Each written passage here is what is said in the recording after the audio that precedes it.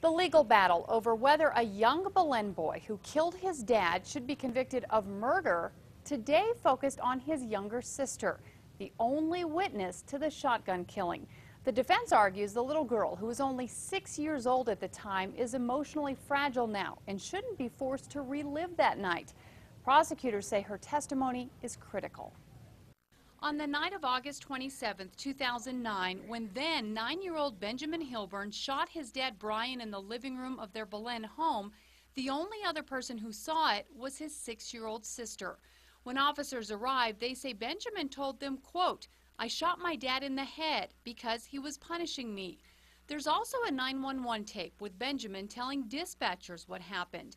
But prosecutors also want to use the testimony of the little girl, who's now 8.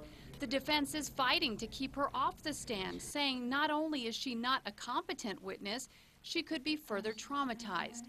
Today, they called a social worker and psychologist to the stand. She's having difficulty with reality and creativity. What do you mean by that?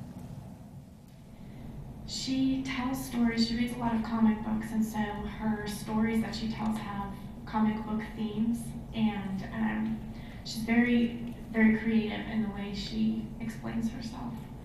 So sometimes it's difficult to tell if she's telling the whole truth or a creative explanation of what took place.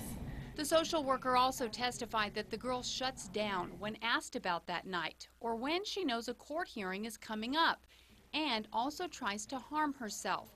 Today, prosecutors question that.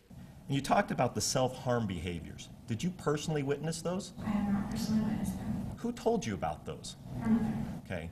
And you also are aware that she is still living with both her mother and her brother? Yes. A psychologist also testified that the girl suffers from PTSD and mood disorder, but couldn't say if that keeps her from accurately remembering the events of that night.